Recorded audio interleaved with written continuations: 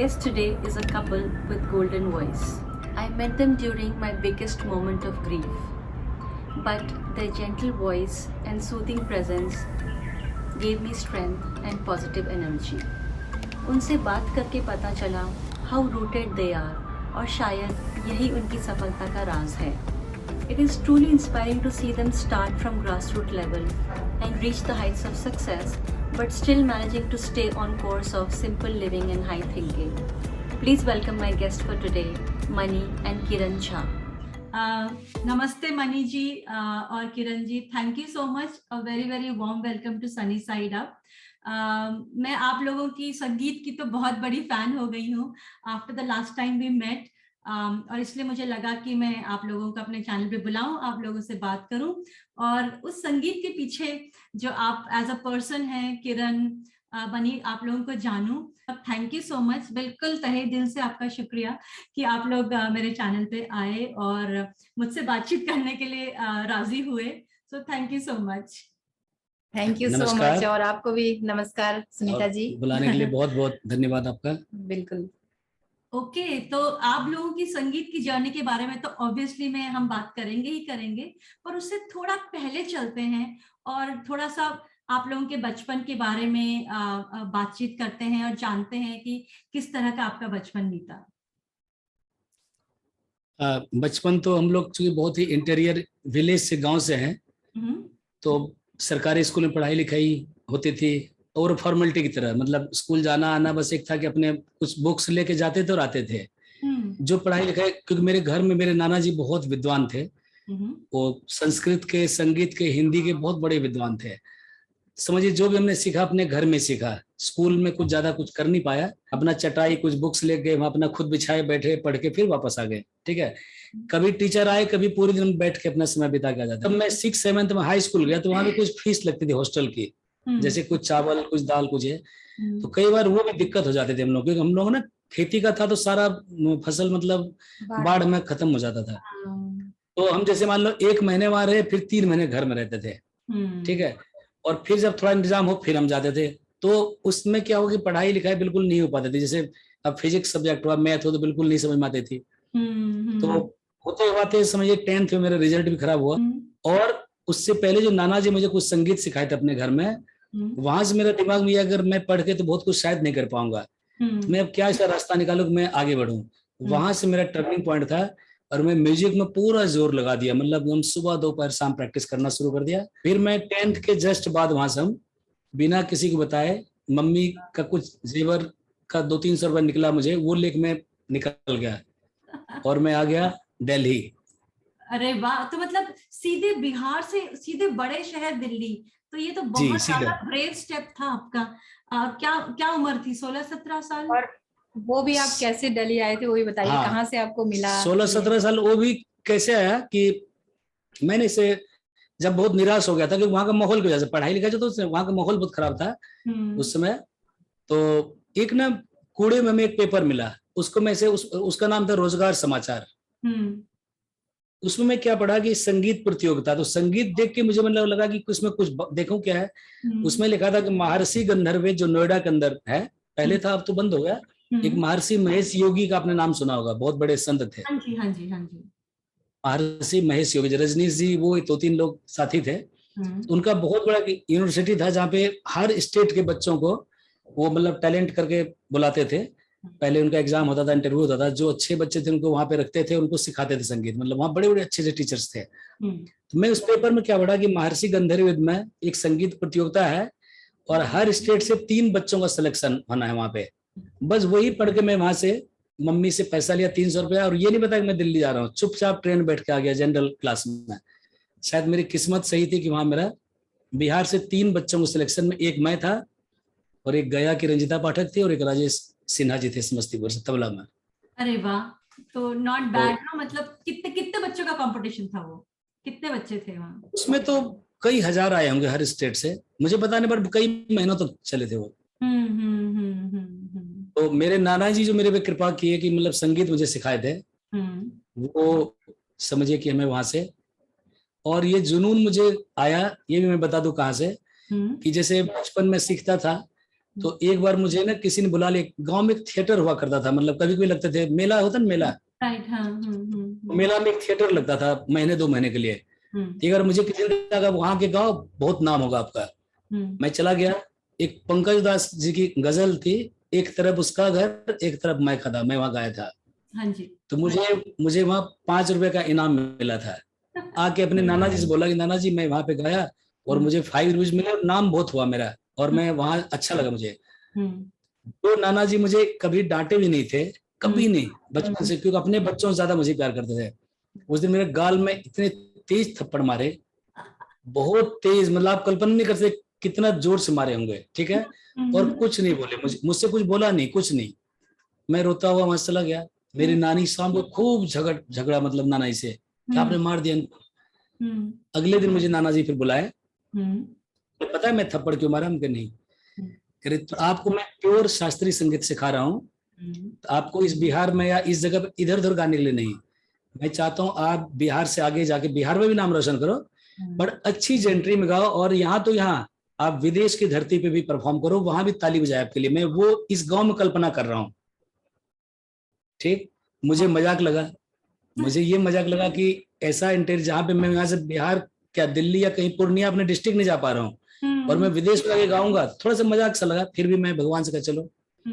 लेकिन सच बताऊं, वो थप्पड़, और जब मैं दिल्ली आया सब कुछ मेरा ठीक ठाक हुआ। 2004 में जब ICCR के थ्रू बाहर जाने लगा, जापान, मलेशिया, सिंगापुर, ऑस्ट्रेलिया, कई कंट्री गया मैं, फ्लाइट में बैठ के मैं रोना शुरू कर दिया था कि नाना जी को सच्चाई पे। कमाल की बात है, एक गांव में एक इंसान, और इतनी दूरदृष्टि, ऐसे सोच कैसे सोच सकते हैं। तो मतलब नाना जी का वो एक थप्पड़ ने आपको सीधे विदेश ही पहुंचा दिया। हाँ, बट मतलब वो टारगेट लेने का एक हमें वो बन गया। शायद नाना जी बोले ये तो चूंकि बहुत बड़े ऋषि की तरह थे, तो मुझे लगा कि बात में कुछ बात तो होगी, ऐसे तो नहीं इन्होंने कहा। तो फिर मैं और एक दिशा के मैं प्रॉपर वे में चलना शुरू कर दिया उस दिन से, और मैं रियाज शुरू कर दिया संगीत की खूब अच्छे से फिर। अरे वाह, तो आप मतलब एक बिहार के छोटे से गांव से निकले और फिर सीधे विदेशी पहुंच गए हैं। तो आपके नाना जी की वो तो दूरदृष्टि थी। पर किरण, जब आपने ये कहानी सुनी होगी, मनी से डेफिनेटली सुनी होगी, राइट? तो आपका फर्स्ट रिएक्शन क्या था, या आपको क्या पता चला है इनके बारे में या इनकी फैमिली के बारे में? मैंने इनकी सारी स्टोरी सुनी, इन्होंने सारा कुछ बताया मुझे, तो मुझे यही लगा कि इन्होंने बचपन से इतना स्ट्रगल किया हुआ है। तो अब जाके ईश्वर ने हमारी सुनी है, हमने इतना मेहनत किया और आज सब कुछ हमारे पास है। तो हम हमेशा यही कोशिश करते हैं कि हम अपने जमीन से जुड़े रहें, जहाँ से हम आए हैं। और हमेशा हम तीनों की, जैसे मेरी और मेरे दोनों बच्चों की यही ख्वाहिश रहती है कि इन्होंने जितना स्ट्रगल किया है, अब इनके मन में जो भी है, जो भी इच्छाएं हैं, मतलब कि हमें कुछ करना है, तो हम उसको सपोर्ट करें और हम तीनों मिलके इनकी जो ख्वाहिश है उनको पूरा करें। ओके, सो किरण, आप ख्वाहिशों की बात कर रही थी मनी जी की, तो मैं या तो मनी जी से पूछती हूँ कि ऐसी क्या ख्वाहिशें हैं जो आप किरण और बच्चे आपके लिए पूरी कर रहे हैं? मेरी ख्वाहिश कोई अपने लिए नहीं कि मेरे पास गाड़ी हो, घर हो, वो तो भगवान दे ही दिया। मैं शुरू से ही, जब बचपन से मेरी ख्वाहिश थी कि जब गांव के लिए कुछ कर सकूं, क्योंकि वहां पे बहुत गरीबी अभी भी है। मेरे गांव में अभी मुश्किल से गिने चुने 5-6 लोग को नौकरी हुई है। तो जैसे बुजुर्गों की हालत वहां आपस में बहुत खराब रहता, तो मैं उनके लिए काफी कुछ करता भी हूँ। हर महीने कुछ उसको मदद करता हूँ। साल में एक वहां पे फंक्शन करता हूँ ताकि बुजुर्गों को मोटिवेशन मिले, मतलब वो एक बड़ा स्टेज देखे, उनको स्टेज पे बिठाता हूँ, मैं सामने बैठे गाता हूँ, बड़े सारे लोग बुलाता हूँ। और जैसे मतलब छोटे कास्ट के लोग बहुत है हमारे बीच, तो हम हर साल जाकर वहां अपनी बेटी से कंबल बंटवाते हैं। ये सब मेरा, या मैं अपने गांव में मंदिर बनवाया, उसमें करीब 90% मेरा है योगदान, और आज के डेट में वो तीर्थ स्थान बन गया है। तो इस तरह की मेरी बहुत सोच रहती है। गांव में जैसे एक स्कूल छोटा सा करवाया, कुछ पैसे हम भेजते हैं और एक टीचर को बोलता है आप सबको फ्री में पढ़ाओ। तो मैं छोटे से इनकम में काफी कुछ करना चाहता हूँ। बिल्कुल, यही सब इनकी ख्वाहिश है जो हम चाहते हैं कि ये जरूर पूरा करें। और उनमें इनका किरण जी का इतना सपोर्ट है। तो अक्सर होता है कि जैसे मान लो मैं गांव में पिताजी कुछ दे रहा हूँ, मम्मी कुछ दे रहा हूँ, भाई को या समाज में, तो ये अगर जरा से भी वहां निगेटिव होगी तो मेरे लिए बहुत मुश्किल होगा। ये बहुत पॉजिटिव वे में मैंने सपोर्ट करती है कि आपको जिसमें शांति मिले, अच्छा लगे, आप कीजिए।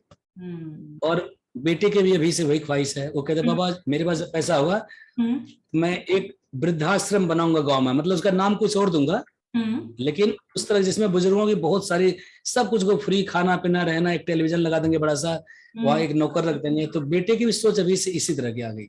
वाह, ओके, सो थैंक यू किरण, आपने हमें मनी की ख्वाहिशों के बारे में बताया एंड इतनी अच्छी ख्वाहिश, और ये जानकर कि आपका बेटा भी अब ऑलरेडी सोचने लगा है आपकी इस थॉट को लेकर। सो बहुत बहुत अच्छा लगा। पर मैं अभी वापस आपको जरा नोएडा लेके चलती हूँ, और अब आप नोएडा पहुंचे, एक बड़े शहर में आ गए और अब आपकी पढ़ाई शुरू हो रही, तो उस समय की कुछ बात बताइए। जी, नोएडा में गंधर्व वेद नाम का ना महर्षि महेश योगी जी का बहुत बड़ा आश्रम था, और उसमें हजारों बच्चे थे। तो उसमें एक जैसे ज्योतिष का अलग था, वेद मंत्रों का अलग था, उसमें एक म्यूजिक का गंधर्व वेद नाम करके था अलग से, और एक वहां पे था बाल मंदिर करके स्कूल भी इनका। तो कई सारे संस्था, एक ही में करीब 2-3 किलोमीटर का कैंपस था, 4 किलोमीटर का, और शाम को और सुबह समझिए कि 5,000 10,000 बच्चे एक साथ वेद मंत्र बोलते थे। ऐसा लगता था कि हम इस धरती से किसी और दूसरी दुनिया में आ गए जब सुबह वेद मंत्रों का उच्चारण था। ठीक है, जो गंधर्व का बिल्डिंग हमारा था उसमें करीब 150-200 कमरे होंगे। तो रात को 12 बजे भी, 2 बजे भी 150-200 कमरों से किसी रूम से पखावज की आवाज आ रही है, कहीं से बांसुरी बजा रहे हैं बच्चे, कहीं कथक डांस की आवाज, कोई गा रहा है एकदम क्लासिकल, और सब क्लासिकल। तो कई बार फॉरेनर्स भी वहां आते थे उस सीन को देखने के लिए कि यहाँ पे क्या माहौल है। एक बार की बात, मंडी हाउस में ना उस समय बहुत अच्छे क्लासिकल कॉन्सर्ट हुआ करते थे। तो शंकरलाल फेस्टिवल करके, तो आगे सब बच्चे वहां से बस में बैठ के आ गए, और वो उस्ताद अमजद अली खान साहब का लास्ट कॉन्सर्ट था, और रात को 2 बजे एंड हुआ। ठीक है, अब मंडी हाउस से गंधर्वेद की दूरी कम से कम मेरे ख्याल से 20-22 किलोमीटर। अब उतनी रात को हम जाए कैसे, टैक्सी हम लोग करने की मतलब औकात नहीं थी, भूख खूब सारा, खाना कुछ नहीं मिला, तो हम सभी बच्चे वहां से पैदल निकल पड़े। ठीक है, रास्ते में पकड़ लिया, कितनी रात को कहाँ जा रहे हैं, 10-15 बच्चे थे। हम लोगों ने अपने वही दिखाया कि हमें कॉन्सर्ट आ रहे हैं, और पैदल जाते समझिए सुबह 2 बजे निकले थे, और सुबह 7 बजे हम अपने गंधर्व पहुंचे थे। पैदल 22 किलोमीटर का सफर, बीच में दौड़ते। तो मतलब कई सारी ऐसी घटनाएं हैं कि हम छुप छुप के बाहर भी जाते थे प्रोग्राम सुनने के लिए, ताकि हमें कॉन्सर्ट से बहुत लगाव था। पंडित जसराज जी को, बड़े बड़े जितने बड़े उसमें थे, हमें नोएडा आने की ये फायदा हुआ कि दिल्ली में बड़े बड़े कॉन्सर्ट होते थे, फिक्की ऑडिटोरियम, कमानी ऑडिटोरियम, सारी यहीं पे हैं। और सुबह शाम का वहां पे मेडिटेशन होता था, ध्यान, हर दिन नियम था, 45 मिनट्स कंपलसरी था वहां पे। वो बहुत हमें सपोर्ट किया जीवन में। वो जो ध्यान हमने वहां पे किया, तो उससे हमारा मन एकदम शांत होता चला गया। ज्यादा गांव की भी कहीं की चिंता फिक्र ने, अपना एक संगीत धारा में अपना लगे रहे, संगीत में करना है। ऐसे करते करते हमारा ग्रेजुएशन कंप्लीट हुआ, और एमए फर्स्ट ईयर में जब हम आए, तो उसी एक स्कूल का वैकेंसी निकला यहाँ पे मियावाली नगर में, पश्चिम बिहार के एरिया, मतलब बिल्कुल दूसरी दिशा में। इत्तेफाक कहिए कि उस स्कूल में मेरा सिलेक्शन हो गया, डीएवी स्कूल में। तो वहां से एक और टर्निंग पॉइंट, मैं जो 150 रुपए का एक साइकिल खरीदा था, वहां गंधर्व आश्रम से ना रोड तक जाने में थोड़ा सा डिस्टेंस था, तो करीब 1.5-2 किलोमीटर। तो पैदल कैसे जाऊं रोज, तो मैं वहां से उस साइकिल में आके, और चाय वाले के पास साइकिल रखता था, और वहां से मैं नोएडा आता था। नोएडा से थोड़ा आगे है वो जगह, वहां के कुछ ट्यूशन वगैरह करता था, फिर वापसी वहां तक साइकिल लेके गंधर्व जाता था। तो आखिरी में जब मैं नौकरी के लिए आया डीएम, वो जो साइकिल वहां छोड़ा, वो साइकिल पता नहीं अब तक वही हुआ। मैं दोबारा साइकिल ले नहीं पाया। और उसके बाद डीएवी में नौकरी होने के बाद ही मेरा फिर जो फाइनेंशियली ये सब जो है इधर फिर प्रोग्रेस होना शुरू हो गया, क्योंकि मैं उधर रेडियो में पास हुआ, ऑल इंडिया रेडियो, दूरदर्शन में मेरी सिलेक्शन हो गई। तो धीरे धीरे मैं, और डीएवी में नौकरी लगते ही जैसे ना स्टेब्लिश्ड, क्योंकि फिर ट्यूशन अच्छे मिलने शुरू हो गए, धीरे धीरे छोटे छोटे प्रोग्राम करना शुरू कर दिया। तो डीएवी में जो ग्रोथ हुआ फाइनेंशियल बहुत अच्छा होने लगा। ओके, तो अब आपकी संगीत की शिक्षा खत्म हो चली है, और अब आपकी फाइनेंशियल प्रॉब्लम्स भी सारी खत्म हो गई हैं, अब आप एस्टैब्लिश होने लगे हैं। पर मे बी ये एक टाइम है जब मैं आपसे ये पूछना चाहूंगी कि संगीत जैसी जो शिक्षा है, उसमें बिना किसी गुरु की हेल्प के इंसान आगे नहीं बढ़ सकता, राइट? चाहे वो कितना भी रियाज करे या कितना भी वो उस पे फोकस से काम करे, गुरुओं का बहुत ज्यादा आशीर्वाद की जरूरत होती है। तो आप बताइए कि अब तक आपकी लाइफ में गुरुओं का क्या योगदान रहा है, कौन कौन किस किस ने आपको आशीर्वाद दिया? बस गुरु ही बेड़ा पार किया है, गुरु को जैसे सब कुछ हूँ।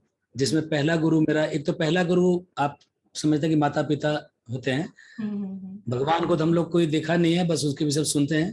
तो भगवान के रूप में पहला माता पिता जो मुझे सच में एक माता पिता मिले हैं, जो बहुत ही आशीर्वाद मुझे दिया है। और संगीत के गुरु मेरे नाना जी, जिसके पास मैं बचपन से रहा, मैं छोटे से वहीं रहा था। नाना जी मुझे सिखाते थे, नानी से बेइंतहा प्यार, में नानी को माँ बोलता था। तो नाना नानी दोनों मेरे गुरु, और मेरे बड़े मामा तबला बजाते थे। उन्होंने मुझे संगीत में बहुत आगे मतलब प्रोत्साहन दिया। हर वक्त किसी मंदिर में जाए तो जब मैं छोटा था तो अपने पीठ पे लटका के लेके चले जाते थे। तो पहले तो इनिशियल हमने शिक्षा वहां पे अपने नाना जी से लिया, और बहुत सारे राग वाग सिखाए वो। फिर जब गंधर्व आए दिल्ली नोएडा, यहाँ पे बहुत सारे गुरु थे। उदय देवांशी जी थे, पंडित हरीश तिवारी जो पंडित भीमसेन जोशी के शिष्य थे। तो वहां पे भी अलग अलग क्लासेस होती थी, अलग अलग टीचर सिखाते थे वहां पे।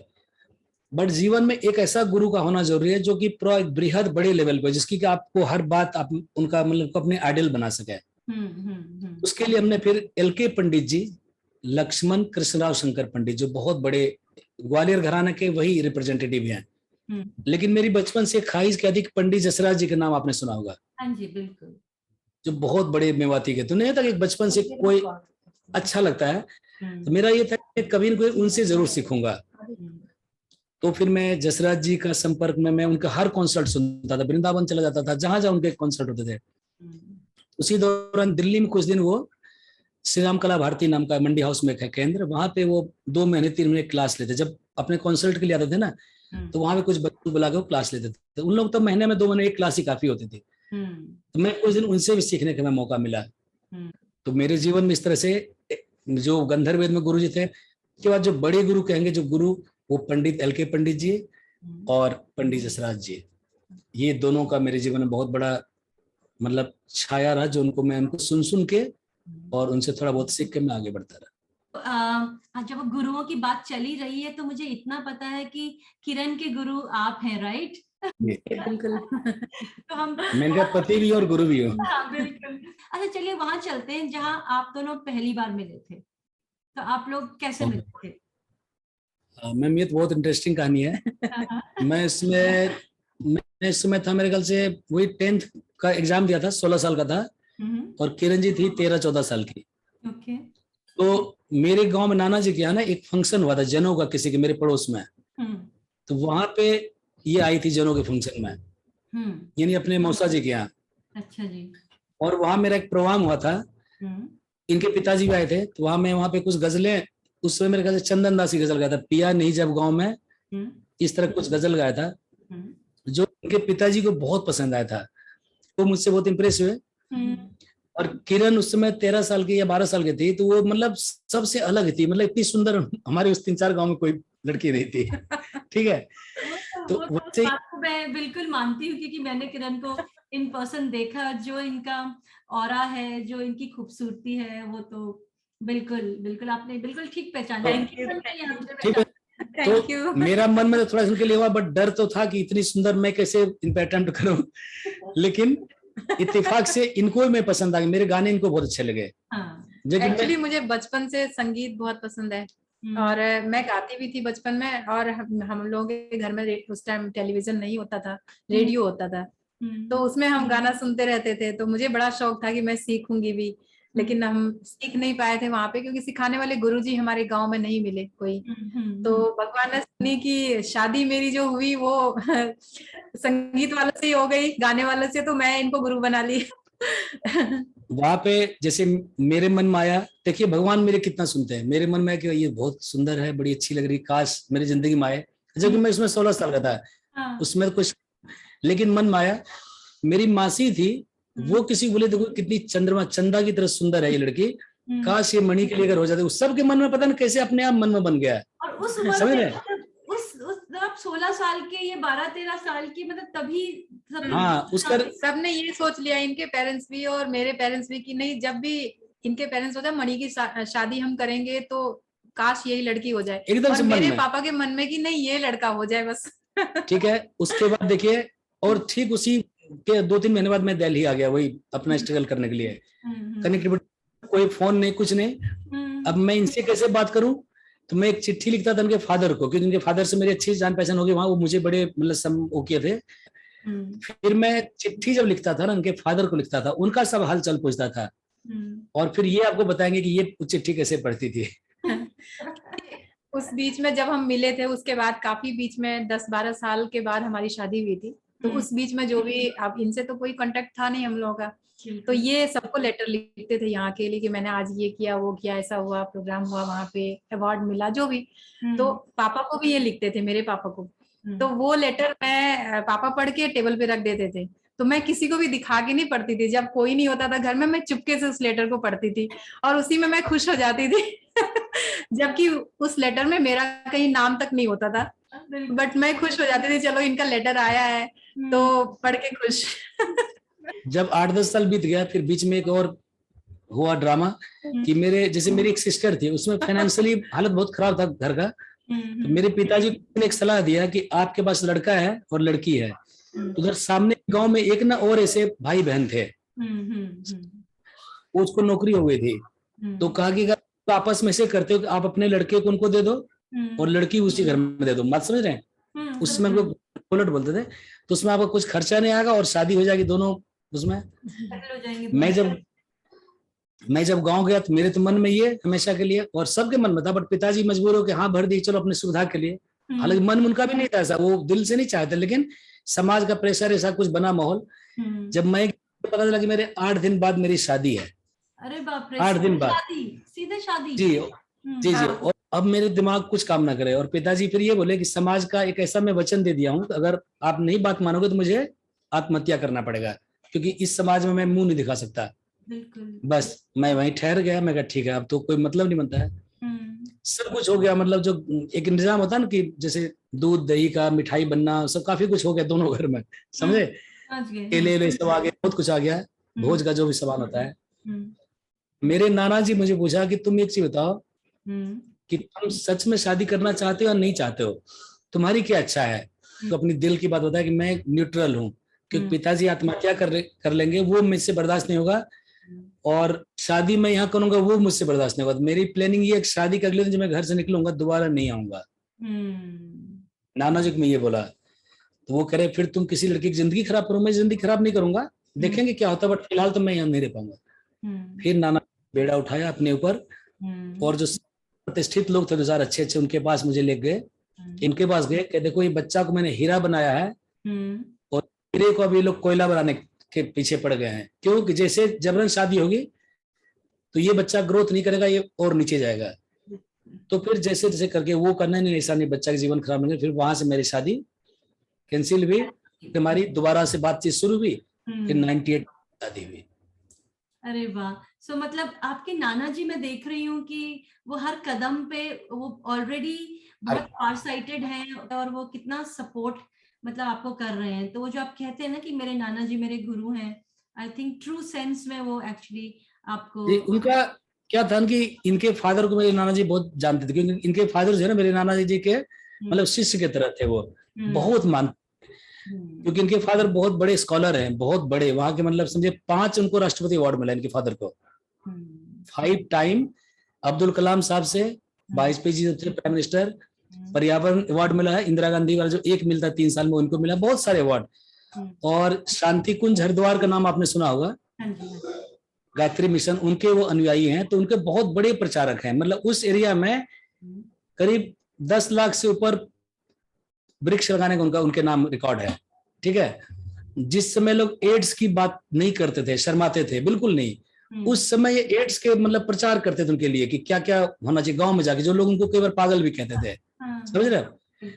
तो उसमें यूनेस्को से, अमेरिका से लोग आए थे इनसे मिलने के लिए उस गांव में, कि कौन इंसान है कितना एड यहाँ पे प्रचार कर रही है सब चीज पे, मतलब जो चीज कोई नहीं, शिक्षा के ऊपर बहुत काम उन्होंने किया। तो मेरे बोले कि तुम जिस लेवल पे जा रहे हो, मैं तुमको जो बनाना चाह रहा हूँ, तुम्हें जीवन साथी भी एक ऐसा मिलना चाहिए जो आपको और कॉर्पोरेट आगे बढ़ाए। बिल्कुल। संगीत में आपको संगीत लाइन एक ऐसा कि उसमें बहुत सारी बातें होती है जिसमें कि आपको एक पीछे से बैकअप चाहिए, नहीं तो आप संगीत नहीं कर पाओगे। तो उनकी सोच ये बात, इसलिए वो जानते थे उनके पेरेंट्स को, और जब उनको पता लगा मेरी पसंद ये है तो उनको और लगा कि नहीं, फिर उनका सच में शादी यहीं पे होनी चाहिए, क्योंकि इनके संगीत की बातें हो रही हैं। तो आप लोग का अपना कोई फेवरेट गाना या कोई गो टू सॉन्ग है जो आप लोग अक्सर जब खुश होते हैं तो उसको गाते हैं या कुछ गीत बहुत फेवरेट है हमारे। जैसे हम दोनों एक गीत हैं, अक्सर हम जब अच्छा माहौल होता है हम बैठ के दोनों गाते हैं। ओके, तो वो मैं आपको सुनाना चाहूंगा। हाँ जी बिल्कुल, प्लीज।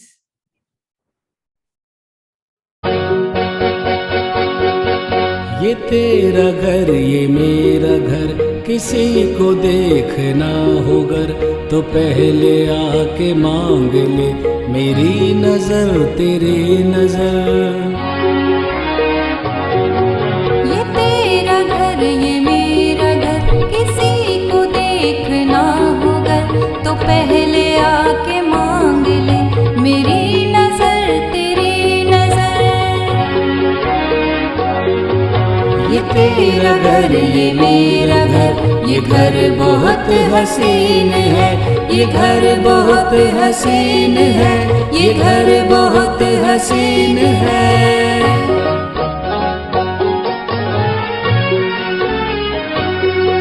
न बादलों की छाव में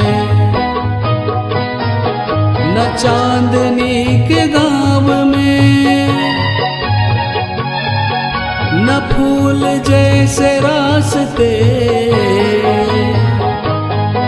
बने हैं इसके वास्ते। मगर ये घर अजीब है, जमीन के करीब है, ये ईंट पत्थरों का घर, हमारी हसरतों का घर। ये तेरा घर ये मेरा घर, ये घर बहुत हसीन है, ये घर बहुत हसीन है, ये घर बहुत हसीन है।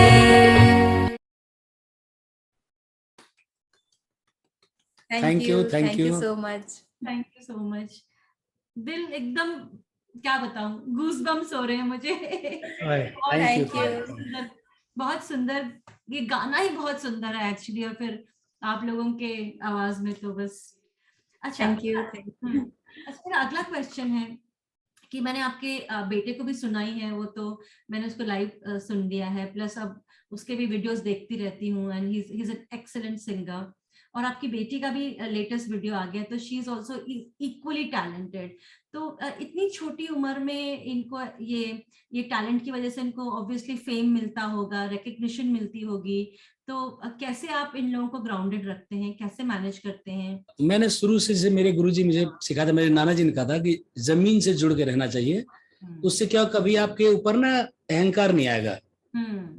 ठीक है, वो मेरे दिमाग में बात थी। मैं क्या करता हूँ अपने बच्चों को, जैसे मेरे पिताजी मम्मी हैं या मेरे नाना नानी है, यानी इनके दादा दादी नाना नानी, किरण के मम्मी पापा, मैं इनके लिए ना किस्सा जैसे सुनाता हूँ, ये लोग कितना स्ट्रगल के कितने महान हैं, हम लोगों को कितना आशीर्वाद दिए, हमें कितना प्यार दिए हैं।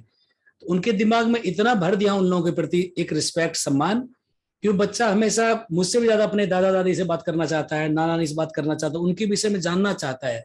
यानी कि जैसे लोग कट जाते हैं शहर आके कि चलो गांव की बात गांव में, मैं उल्टा इनको वहां से बहुत जोड़ के रखता हूँ।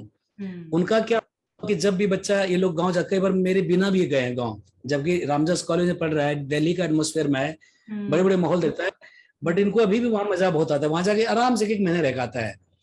इससे सिर कुछ चढ़ता नहीं है। जैसे मान लो कहीं प्रोग्राम किया, जैसे मेरी बेटी भी 3 दिन पहले इंडिया में टॉप करी है म्यूजिक में, बड़ी सी ट्रॉफी, कितना कुछ मिला, बस आके अपना रख दी और अपना खेल, मन के ऊपर हावी नहीं होता है। उसका यही मेन रीजन है। उसको हमने समझा रखा कि जमीन से जुड़ के जितनी रहोगे, और अगर हावी अभी मान लो कोई चीज को बहुत ज्यादा एग्रेसिव होकर नहीं सोचते हो, तो आप कितने बड़ी अचीव कर लो, आपको लगना अभी कम है और करना चाहिए। मतलब एक जगह पे इंसान जाके रुक जाता है, अहंकार उनके ऊपर बैठता है। तो मेरा तो मैं सबको यही कहता हूँ कि अपने पूर्वजों का, यानी कि बड़ों का अक्सर गैप हो जाता है। जैसे मान लो हम न्यूक्लियर फैमिली है, तो हम अपने बड़ों की बात नहीं बताते बच्चों को, हम अपनी बताते रहते हैं। मैं उल्टा करता हूँ, मैं अपनी बहुत कम बताता हूँ। मैं अपने पिताजी के बारे में कि कैसे हम लोग स्ट्रगल करते थे, मैं छोटा था, पिताजी कैसे मेरे लिए खाने का इंतजाम करते थे, बहुत दिक्कत थी, बाढ़ में सब कुछ खत्म हो जाता था, और वो बड़े प्यार से आते थे हमारे लिए, चाहे जो भी हो। तो वो कहानी मैं इस तरह से बच्चों को बताता रहता हूँ, अपने सोते सोते रात को दिन में। तो उनके लिए वो सबसे मुझे लगता है बहुत बड़ा डिसिप्लिन का कारण है कि हमें। मुझे अब ये मनी जी से पूछना है कि आप इतना कुछ कर रहे हैं, आप डीएवी कॉलेज के एचओडी हैं, प्लस आपके बहुत सारे स्टूडेंट्स हैं, शिष्य हैं जिनको कि आप और सालों से आपके साथ जुड़े हुए हैं, जिनको कि आप शिक्षा दे रहे हैं, प्लस ऑब्वियसली ये सब प्रोग्राम्स तो आप करते ही हैं, पूरी कंट्री आप घूम रहे हैं, आई एम श्योर विदेश भी जाते हैं प्रोग्राम्स करने के लिए। तो इतना बिजी शेड्यूल आप कैसे मैनेज करते हैं, क्या ट्रिक है, हमें भी बताइए। जी, ये बहुत अच्छा सवाल है, क्योंकि जितने भी नए लोग अभी म्यूजिक में आ रहे हैं कुछ भी, उनके लिए बहुत जरूरी है कि मैं स्कूल में जब जॉब किया तो मैं अंदर से कसम खाया कि मैं डीएवी को म्यूजिक में कभी नीचे होने नहीं दूंगा, उसके लिए मुझे जो भी करना पड़े। ठीक है, मैंने खूब मेहनत शुरू किया, कुछ दिन तक मैं बिल्कुल डीएवी में ही लगा रहा और कुछ नहीं किया। जब वो मेरा सेटल हो गया, एक एक्सपीरियंस मेरा बढ़ा, फिर मैं कुछ अपना पर्सनल काम शुरू किया, जैसे एकेडमी वगैरह में सिखाना, और टाइमिंग अलग था। सुबह डीएवी को पूरा 8 से 2 मैं घर के विषय में नहीं सोचता था, कभी कोई स्कूल किसी के विषय में नहीं सोचता, सिर्फ स्कूल के बारे में। और 2 बजे घर आने के बाद फिर मैं डीएवी स्कूल को भूल जाता था कि वो भी कुछ है। ठीक है, टाइम मैनेजमेंट बता रहा हूँ। जब मैं क्लास में बैठा तो मेरा फोकस सिर्फ क्लास के बच्चों पे होता है, वो 3 घंटे में क्लास में देता हूँ। और जब मेरे प्रोग्राम आते हैं स्टेज में, मैं कभी ये नहीं सोचता मेरे स्कूल में लोग क्या सोचेंगे या मेरे बच्चे क्या सोचेंगे। तो उसका एक ही फंडा है कि मेहनत पूरा करना है, मन में कभी थकावट महसूस नहीं करता हूँ। और टाइम मैनेजमेंट मेरा बहुत जबरदस्त है कि मतलब फ्री होके स्कूल में क्लास लेता हूँ, फ्री होके मैं घर में बच्चों को सिखाता हूँ। अभी आपसे मैं 1.5 घंटे से बात कर रहा हूँ, किरण जी के 5 बार वहां फोन बच चुका, मेरा कोई फोन नहीं पकड़ा क्योंकि मेरा नंबर किसी के पास है ही नहीं। तो ये मैनेजमेंट जो है ना, मतलब क्या है कि फोकस, अगर मैं खाली ये सोचूंगा मैं प्रोग्राम करूँ खूब पैसे आएंगे, स्कूल का कोई बात चलने दे यार, तो वहां गड़बड़ हो जाएगा, फिर वहां नाइंसाफी होगी। तो मेरा जो नियत साफ है कि नहीं, मेरा स्कूल बहुत अच्छा चले और एक्स्ट्रा मेहनत करके मैं और भी अर्न करूं या और भी नाम करूं, वो मेरी जो भावना है। इसलिए मेरा स्कूल भी सक्सेस है, म्यूजिक में उनको बिल्कुल आसमान में बिठा रखा हूं, सबसे टॉप लेवल पे। ये मैं बड़ा गर्व से कह सकता हूँ। और मेरे डिपार्टमेंट वापस में इतनी, तब मैं एचओडी हूँ, इतना तालमेल है कि अभी 20-25 साल से हमारे बीच में कभी कुछ बहुत अच्छे सब लोग चल रहे हैं, कोई गिला शिकवा नहीं, सबको बहुत प्यार से आपस में हम लोग रहते हैं। और मैं जहाँ प्रोग्राम करता हूँ वो भी आज तक मुझे ऐसा कहीं शिकायत नहीं कि आज आप लेट हो गए, आज आपका मजा नहीं आया, ऐसा नहीं। लोग हाथ जोड़ के खड़े होते हैं और बच्चों से मुझे प्यार मिलता है। सोचिए कि जैसे क्लास है, सिर्फ एक व्हाट्सएप करता हूँ, बेटा आज क्लास नहीं है, मैं प्रोग्राम में जा रहा हूँ, बस। कोई पेरेंट्स या बच्चे आज तक रिपीट नहीं पूछे सर आज की क्लास कब होगी ना। Great great. और प्लस जहां आपको किरण जैसी पत्नी का, शिष्या का सपोर्ट मिले जो मैनेज कर रही हैं पीछे से, तो किरण का बहुत बड़ा सपोर्ट है, बहुत ज्यादा। और अब मेरे 2 जो अनमोल हैं, इनका भी बहुत बड़ा सपोर्ट है। ओके, तो 24 साल की शादी, नॉट बैड। तो आजकल के माहौल में, आजकल के जमाने में 24 साल बहुत बहुत लंबा पीरियड है। तो कुछ टिप्स आप हमारे साथ शेयर कीजिए आज की यंगर जनरेशन के साथ, यंग कपल्स के साथ। सबसे पहले मैं तो ये सलाह देता हूँ कि आजकल एग्रेशन बहुत है किसी बात में, जैसे एक्शन का तुरंत रिएक्शन करते हैं, सबकी आदत होती है कि एक कोई बोला उनको तुरंत जवाब देना जरूरी समझते हो। तो मैं ये समझाता हूँ कि आपकी जब शादी से पहले आप पति पत्नी में ये कमिटमेंट लो आपस में कि जिस दिन मैं कुछ बोलूं, बोलना तो स्वाभाविक इंसान की एक आदत होती है, कोई भी भगवान तो है नहीं, गुस्सा सबको आता है, एक लाजमी है। तो मैं टिप्स देता हूँ कि जब कभी मुझे गुस्सा आए तो मैं पत्नी को उस दिन आप बस जैसे भी चुप रहना, बस उस दिन आप रिएक्ट नहीं करना। और बेशक अगले दिन मुझे 4 बातें और सुना के मुझे समझा भी देना कि क्यों मैं गुस्सा आया, मैं आपको फिर बताऊंगा क्यों हुआ। ठीक है, उसी दिन मैं प्रॉमिस करता हूँ जिस दिन आपको कोई गुस्सा में कुछ आप बोल रहे हो तो मैं उस दिन कम से कम चुप रहूंगा, ये नहीं कि हमेशा चुप रहूंगा। अगला दिन मैं पूछूंगा आपसे कि क्यों आपने गुस्सा आया, क्यों ऐसा कहा। तो उससे क्या था कि वो जो डिस्टेंस का बहुत कम हो जाता है, गुस्से का जो एक माहौल है, क्योंकि एक चूंकि कूल रहता है और एक उनसे आराम से पूछ रहा है।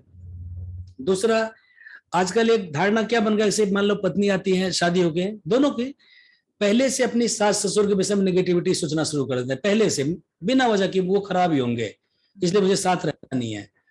जबकि कोरोना काल में हमें क्या सिखाया है कि जो परिवार एक साथ रहा है वो बहुत सुरक्षित रहे, जो अकेले रहे उनको कोई देखने वाला नहीं मिला।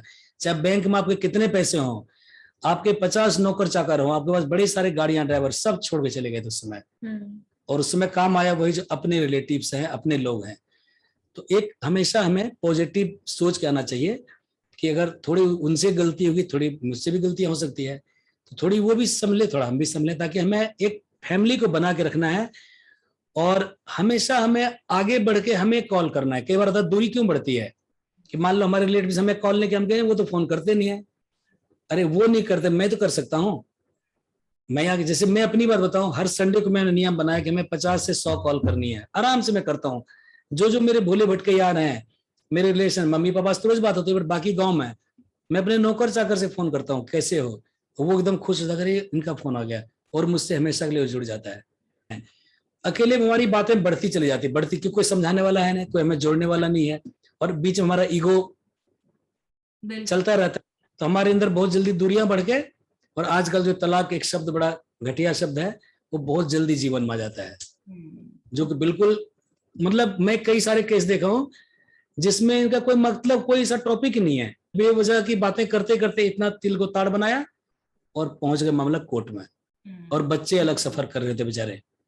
इसलिए मैं सबसे मिल के रहना चाहिए, परिवार को जोड़ के रखना चाहिए, ये एक मैसेज मैं देना चाहता हूँ। तो किरण, मनी, बहुत मजा आया बात करके, and thank you so much for your time. पर जाने से पहले मेरा एक छोटा सा सेगमेंट है जिसको मैं ऑस्कर स्पीच बोलती हूँ। अगर मैं ये कहूँ कि आपको संगीत सम्राट की अवार्ड मिल रही हो, और तब उस समय आपको अपनी जर्नी के लिए लोगों को थैंक यू बोलना हो, तो आप संगीत सम्राट कोई बनता है पब्लिक के आशीर्वाद से, ऑडियंस की वजह से संगीत सम्राट या इस तरह की उपाधि मिलती है। और तो सबसे पहला थैंक्स तो सभी ऑडियंस को, उसमें आप भी हैं, और लेकिन उनके पीछे क्या क्या होता है, सबसे पहले माता पिता जब एनकरेज करते हैं तो हम संगीत के प्रति रुचि हमारी बढ़ी। इसके बाद रोल आता है गुरु का, जिन्होंने मुझे तराश के उस लायक बनाया कि मैं आपके बीच परफॉर्म कर पाता हूँ। और भगवान का तो आशीर्वाद बिना कुछ भी नहीं हो सकता है। भगवान ने एक ऐसा संयोग बनाया है कि हमें अच्छा गुरु से मिलवाया। मेरे नाना जी से मैं उस घर में जन्म लिया जहाँ मेरे नाना जी संगीत में थे, फिर वहां से दिल्ली आया, महर्षि गंधर्व वेद में मुझे एक से गुरु मिले, LK पंडित जी मुझे इतने बड़े गुरु मिले, और पंडित जसराज जी का मैं बचपन से दीवाना था चूंकि, तो थोड़ा उनसे भी मुझे कुछ मिला। और मैं अपने आइडल बचपन से लाइट में अनूप जलोटा जी को मानता था, उनका मैं बहुत भजन, सारे भजन गाता हूँ। तो मैं इन सब का थैंक्स करते हुए अपनी धर्मपत्नी जो मुझे इतना सपोर्ट करती हैं, और मेरे दोनों बच्चे, इनका मैं अपने DAV स्कूल के सभी कोलीग्स, प्रिंसिपल, मैं इन सब का थैंक्स करूंगा।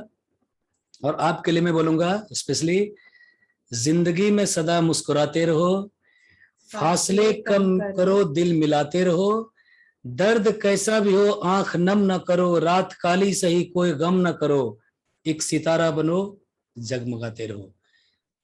Thank you so much. Thank you so much. और थैंक यू आपका भी कि आप एक बहुत अच्छा काम कर रहे हैं। ये आपको पता नहीं है, आपको भी शायद इतना पता नहीं कि ना जाने कितने लोग इस चीज को सुन के उनको क्या उनकी जिंदगी में बदलाव आएगा। बिल्कुल ऐसा चीज को लेकर आगे बढ़े हैं जिसमें कुछ मैसेज हो, कुछ बातें हो। तो ये सारे संभव शुरू में नहीं लगता, जैसे अभी आप शुरू के एक YouTube चैनल छोटा सा आपने शुरू किया है, लेकिन आपकी सोच बहुत जबरदस्त है। तो ये अनजाने में आप बहुतों लोगों को बहुत अच्छा माहौल देंगे, ये मुझे विश्वास है। That was Mani and Kiran, जो आवाज के बहुत ही धनी हैं। I hope you enjoyed their song ये तेरा घर ये मेरा घर। It is one of my favourite too. और ये कैसे हो सकता है कि मैं एक और गाने की फरमाइश ना करूं। सो जाने से पहले लिसन टू मनीज तुझसे नाराज नहीं जिंदगी, and until next Sunday look up at Sunny side up.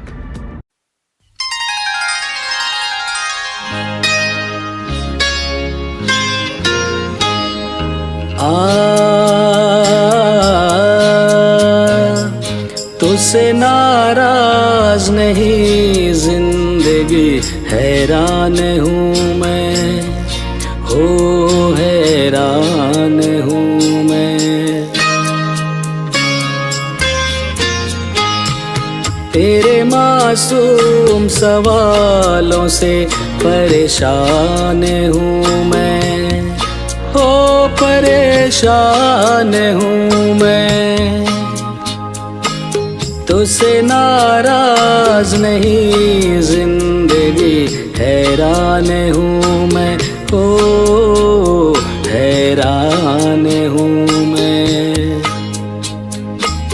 जीने के लिए सोचा ही नहीं, दर्द संभालने होंगे।